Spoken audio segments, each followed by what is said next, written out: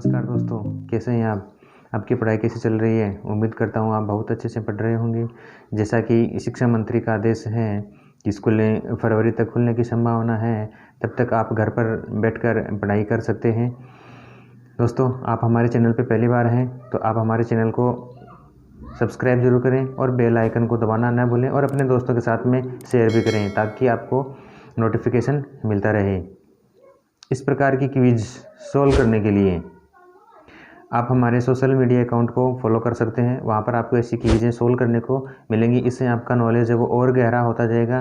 जैसे जैसे आप आगे कंपटीशन एग्ज़ाम के लिए तैयारी करेंगे तो वहाँ पर इनका आपको फ़ायदा मिल सकता है।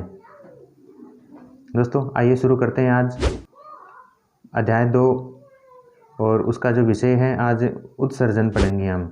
तो इस टॉपिक में हम ये पढ़ने वाले हैं उत्सर्जन की परिभाषा, उत्सर्जन के आधार पर प्राणियों के प्रकार, मानव उत्सर्जन तंत्र, नामांकित चित्र व संरचना, उत्सर्जन के कार्य की व नेफ्रॉन की संरचना और वृक्क की आंतरिक संरचना। ये बहुत ही अच्छा विषय है, टॉपिक है। उत्सर्जन की परिभाषा हम देखेंगे। उत्सर्जन होता क्या है? प्राणी उपापचयी क्रियाओं के द्वारा अपशिष्ट पदार्थों जैसे अमोनिया, यूरिया, यूरिक अम्ल, कार्बन डाइऑक्साइड आदि का संचय करता रहता है। इन अपशिष्ट पदार्थों का शरीर से निष्कासन आवश्यक है। शरीर से इन अपशिष्ट पदार्थों को बाहर निकालने की क्रिया को उत्सर्जन कहते हैं, यानी एक्सक्रेशन कहते हैं, उत्सर्जन कहते हैं। शरीर में बनने वाले नाइट्रोजनी अपशिष्ट के उत्सर्जन हेतु एक विशेष तंत्र होता है जिसे उत्सर्जन तंत्र कहते हैं और ये क्रिया सभी प्रकार के प्राणियों में पाई जाती है।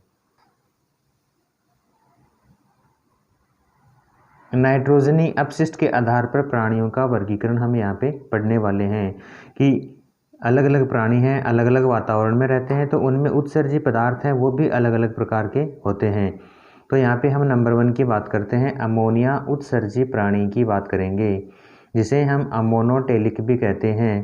दोस्तों, ये बहुत ही ध्यान देने वाली बातें हैं। अमोनिया उत्सर्जी प्राणी इंग्लिश में कहेंगे अमोनोटेलिक। इसमें कौन कौन शामिल होते हैं? देखिए, मछलियाँ, उभयचर व जलीय प्राणी उत्सर्जी पदार्थ के रूप में अमोनिया का उत्सर्जन करते हैं। इन प्राणियों को अमोनिया उत्सर्जी प्राणी कहते हैं। जैसे आप देख सकते हैं, मछली है वो जलीय प्राणी है, मेंढक है वो उभयचर प्राणी है, और यहाँ पे आप देख सकते हैं ये फिश, ये भी जलीय प्राणी है। तो इन सभी प्राणियों में अमोनिया है वो उत्सर्जी पदार्थ के रूप में होता है। अमोनिया इसलिए करते हैं ये उत्सर्जन क्योंकि ये पानी में रहते हैं और अमोनिया को निकालने के लिए बहुत ज़्यादा पानी की आवश्यकता होती है। तो ये अमोनिया जलीय प्राणियों में ही उत्सर्जी पदार्थ के रूप में होता है। दूसरे की हम बात करें, यूरिया उत्सर्जी प्राणी। यूरिया उत्सर्जी प्राणी है, इसे यूरियोटेलिक भी कहते हैं। इसमें कौन कौन शामिल होते हैं? तो आप देख सकते हैं, स्तनधारी मैमल्स हैं जितने भी, और कुछ समुद्री मछलियाँ यूरिया का उत्सर्जन करते हैं।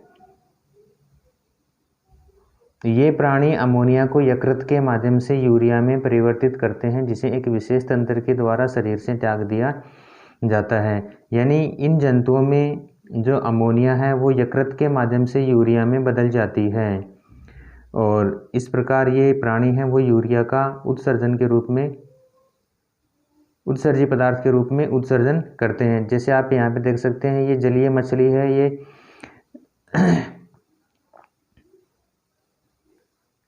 ये स्तनधारी होती है। आप देख सकते हैं ये स्तनधारी प्राणी है, ये हाथी है, ये गाय है। तो इस प्रकार के अनेकों स्तनधारी प्राणी हैं वो यूरिया का उत्सर्जन करते हैं। तीसरे प्रकार के हम यहाँ पे पढ़ेंगे, यूरिक अम्ल उत्सर्जी प्राणी, यूरिकोटेलिक कहते हैं। और इस वर्ग में कौन कौन शामिल होते हैं आप देख सकते हैं, पक्षी, सरीसृप, कीट आदि प्राणी अमोनिया को यूरिक अम्ल में परिवर्तित करते हैं। यूरिक अम्ल को अत्यंत कम जल के साथ घोलिकाओं या पेस्ट के रूप में त्यागा जाता है। इन प्राणियों को यूरिकोटेलिक प्राणी कहा जाता है। देख रहे हैं आप, ये सरीसृप है, ये पक्षी है, ये कीट हैं। तो इन तीनों में जो उत्सर्जी पदार्थ है यानी अमोनिया को यूरिक अम्ल में परिवर्तित कर दिया जाता है और इसमें बहुत कम पानी की आवश्यकता होती है। अतः जो उत्सर्जी पदार्थ है वो गोलिकाओं या पेस्ट के रूप में त्याग दिया जाता है और इस प्रकार के प्राणी यूरिकोटेलिक प्राणी कहलाते हैं। अब हम यहाँ पे पढ़ेंगे मानव उत्सर्जन तंत्र के बारे में। मानव स्तनधारी है और यहाँ पे यूरिया का उत्सर्जन होता है और इस यूरिया के उत्सर्जन के लिए एक विशेष प्रकार का तंत्र होता है जिसे हम कहते हैं मानव उत्सर्जन तंत्र। इस उत्सर्जन तंत्र में हम देख सकते हैं ये क्या क्या होते हैं। तो आप देख सकते हैं अधिवृक्क ग्रंथियाँ होती हैं जो किडनी के ऊपर पाई जाती हैं। आप दोनों ओर से देख सकते हैं किडनी के ऊपर दो ग्रंथियाँ हैं वो अधिवृक्क ग्रंथियाँ कहलाती हैं। अब ये महाशिरा पृष्ठ महाशिरा है, आप देख सकते हैं ये जो ब्लू कलर में है ये पृष्ठ महाशिरा है और जो रेड कलर में ये पृष्ठ महाधमनी है। ये रक्त को लाने और ले जाने का काम करती हैं। आप देख सकते हैं इसमें दो सेम के आकार की किडनी होती हैं और ये इनमें अनेकों सूक्ष्म वृकाणु होते हैं लाखों जो रक्त को शुद्ध करने का काम करते हैं। प्रत्येक किडनी से एक मूत्रवाहिनी निकलती है। तो देख सकते हैं आप दोनों ओर एक एक मूत्रवाहिनी यानी एक जोड़ी मूत्रवाहिनी निकलती है जो मूत्र को मूत्राशय तक लेकर आती है, जो मूत्र को मूत्राशय तक लेकर आती है और अंत में मूत्र मार्ग के द्वारा मूत्र है वो त्याग दिया जाता है। ये तो दोस्तों मानव उत्सर्जन तंत्र का चित्र है, आप इसका अभ्यास कर सकते हैं। अब हम इसकी थोड़ी सी जानकारी और प्राप्त करते हैं आगे। मानव उत्सर्जन तंत्र ह्यूमन एक्सक्रीटरी सिस्टम।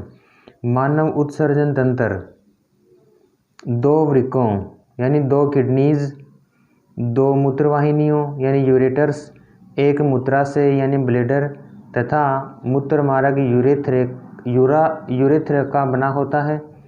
वृक्कों में वल्कुट यानी कॉर्टेक्स व मध्यांश मेडुला दो भाग होते हैं। वृक्काणु या नेफ्रॉन वृक्क की उत्सर्जन इकाई है। प्रत्येक वृक्क में लाखों वृक्काणु होते हैं। आप इन बातों को याद रख सकते हैं और इनके बारे में हम आगे वाले भाग में देखेंगे। वृक्काणु के प्रमुख भाग कौन कौन से होते हैं तो देखिए यहाँ पे एक बोमन संपुट होता है, ग्लोमेरुलस होता है, वह वृक्क नलिका होती है।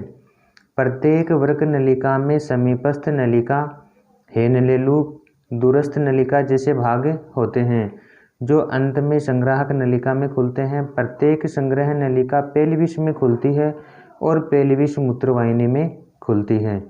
इस प्रकार ये यहाँ पे हमने देखा कि जो हमारे वृक्क होते हैं उसका एक भाग होता है वृक्काणु, यानी ये उत्सर्जन तंत्र की इकाई होती है वृक्काणु। और इस वृक्काणु में कौन कौन से भाग होते हैं ये भी हमने जाना। यहाँ पे बोमन संपुट होता है, ग्लोमेरुलस होता है, वृक्क नलिका होती है और ये वृक्क नलिका में समीपस्थ नलिका, हेनलेलूप, दूरस्थ नलिका, ये निम्न भाग होते हैं और ये पूरी प्रक्रियाएं उत्सर्जन में भाग लेती हैं।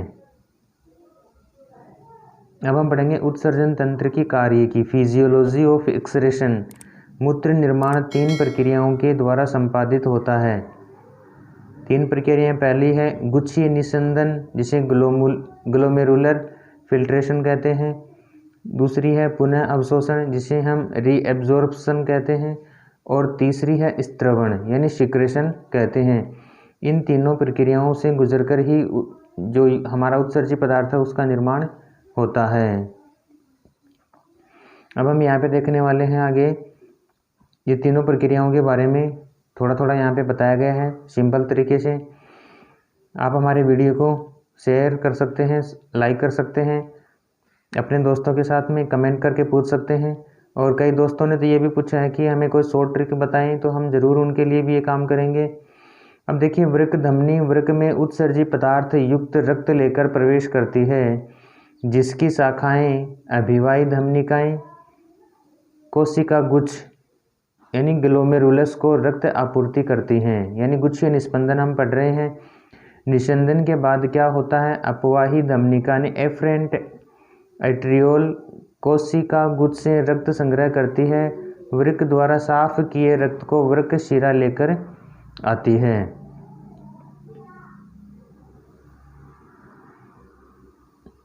यूरिया युक्त तरल पदार्थ मूत्र का निर्माण करते हैं। नेफ्रॉन से मूत्र वृक्क की संग्रहण नलिका में लाया जाता है, जहां से मूत्रवाहिनी के द्वारा मूत्राशय में मूत्र संग्रहित होता है। मूत्राशय में मूत्र भरने पर मूत्रण प्रतिवृत्त यानी यूरिनरी रिफ्लेक्स के कारण मूत्र खाली कर दिया जाता है। यानी यहाँ पर मूत्राशय में जो मूत्राशय में मूत्र इकट्ठा होने के बाद में यहाँ से शरीर से बाहर त्याग दिया जाता है। इस प्रकार ये मूत्र निर्माण की प्रक्रिया होती है। बहुत ही सिंपल शब्दों में यहाँ पे आपको ये बताया गया है। अब हम पढ़ेंगे यहाँ पे देखिए वर्गाणु की संरचना, स्ट्रक्चर ऑफ नेफ्रॉन, जो उत्सर्जन तंत्र की एक महत्वपूर्ण इकाई के रूप में जाना जाता है। यहाँ पे आप देख सकते हैं कि ये ग्लोमेरुलस है, ये बहुत ही इंपॉर्टेंट पार्ट है इसका। ये एक कपनुमा संरचना होती है जिसे कहते हैं ग्लोमेरुलस, हिंदी में कहते हैं गुच्छीय निस्पंद। अब ये एक प्यालेनुमा संरचना है जिसका नाम है बोमन संपुट। इस बोमन संपुट में ही ये केशिका गुच्छ होता है जो फिल्ट्रेशन का काम करता है। अब ये जो मुड़ी हुई आप नलिका देख रहे हैं यहाँ पे, ये है समीपस्थ नलिका। अब यहाँ पे आप देख रहे हैं कि हेयर पिन लाइक एक स्ट्रक्चर है या यू लाइक स्ट्रक्चर है जिसे हेनले का लूप कहा जाता है। अब हेनले के लूप से आगे की ओर जो संरचना है संग्रह नलिका के पास में, ये आप देख रहे हैं, ये कहलाती है दूरस्थ नलिका कहलाती है। और दूरस्थ नलिका एक संग्राहक नलिका में जुड़ती है और संग्राहक नलिकाएं मिलकर मूत्रवाहिनी का निर्माण करती हैं और मूत्रवाहिनी मूत्राशय में जाकर मूत्र को इकट्ठा करती है। तो ये नेफ्रॉन का एक सरल चित्र है, आप यहाँ पे देख सकते हैं, बहुत ही सरल है, आप इसकी प्रैक्टिस भी कर सकते हैं। अब हम देखते हैं मानव वृक्क की संरचना कि मानव वृक्क के अंदर क्या क्या होता है। तो आप देख सकते हैं ऊपर सबसे ऊपर ये एड्रिनल ग्रंथि है जिसे अधिवृक्क ग्रंथि कहते हैं। ये एड्रिनलिन हार्मोन का स्राव करती है और इसे संकटकालीन हार्मोन भी कहा जाता है। ये हमें संकट की परिस्थितियों से लड़ने के लिए तैयार करती है। अब आप देख सकते हैं वृक्क के बाहर एक वृक्क आवरण पाया जाता है। ये यहाँ पे देख सकते हैं, एक तो दो प्रकार की धमनियाँ हैं, अभिवाही धमनी और दूसरे वाली है अपवाही धमनी। यानी एक रक्त ले जाने का काम करती है जिसमें अशुद्ध रक्त आता है और दूसरी है वापस लेकर आने वाली, यानी शुद्ध रक्त को लेकर आने वाली। अब इसके हमने जो दो भाग देखे हैं, एक तो दोस्तों इसके दो भाग होते हैं, एक वल्कूट होता है, एक होता है मेडुला यानी मध्यांश, और वल्कूट यानी कॉर्टेक्स। ये देख सकते हैं बाहर ये वो धागेनुमा संरचनाएं दिखाई दे रही हैं, ये वाली ये वल्कूट हैं और अंदर जो आप देख रहे हैं संरचनाएं, ये यहाँ पे ये मध्यांश है, इसका मध्यांश भाग है। तो यहाँ पे अनेकों सूक्ष्म वृक्काणु पाए जाते हैं, तकरीबन 10 लाख की संख्या में होते हैं और प्रत्येक वृक्काणु है वो मूत्र निर्माण का कार्य संपन्न करता है। अब देखिए दोस्तों, उत्सर्जन तंत्र व कार्यकी की जानकारी किस प्रकार है कि किस प्रकार काम करता है। तो आप यहाँ पे देख सकते हैं, एक चित्र के द्वारा दिखाया गया आपको ये वृक्काणु किस प्रकार कार्य करता है। यानी यहाँ पे ये फिल्ट्रेशन होता है, इसमें ये ग्लोमेरुलस है, बोमन संपुट की हम बात कर रहे हैं। ग्लोमेरुलस ये हमारी ये लाल रंग की जो धमनी आप देख रहे हैं, ये यहाँ पर इसमें रक्त लेकर आती है और यहाँ पर ये रक्त दाब के कारण इसमें समीपस्थ कुंडलित नलिका में आता है। यहाँ पे Na+H2O+ ये यहाँ से बाहर निकल जाते हैं। फिर ये धीरे धीरे यहाँ पे हेनले के लूप में आते हैं, यहाँ पर इसका पुनः अवशोषण होता है और आगे की ओर फिर ये भेज दी जाती है। जैसे जैसे आप तीर का निशान देख रहे हैं, एरो की तरफ हम जाते हैं बढ़ते हुए, तो देखिए ऊपर की ओर ये समीपस्थ कुंडलित नलिका में से होती हुई फिर यहाँ पे आगे ये संग्राहक नलिका में छोड़ दी जाती है। तो इस प्रकार ये यहाँ पे मूत्र निर्माण की प्रक्रिया है वो संपन्न होती है। यहाँ पे इसका ये पार्ट देख सकते हैं। दोस्तों आज का ये वीडियो आपको कैसा लगा, उम्मीद करता हूँ आपको बहुत अच्छे से समझ में आया होगा। दोस्तों इसी प्रकार की वीडियोस प्राप्त करने के लिए आप हमारे चैनल को सब्सक्राइब करें और बेल आइकन को प्रेस करना ना भूलें, ताकि जब भी वीडियो रिलीज होता है आपको इसका लिंक तुरंत मिल जाता है और आप हमारी वेबसाइट पर भी जाकर ये बहुत ही सरल रूप में आप इसको पढ़ सकते हैं, विस्तार रूप में भी पढ़ सकते हैं, और हमारे सोशल मीडिया अकाउंट पर आप फॉलो करके और वहाँ पर बहुत सारी क्विजेज हैं वो भी सॉल्व कर सकते हैं। तो दोस्तों अगला वीडियो आता है, तब तक के लिए थैंक यू, बाय बाय।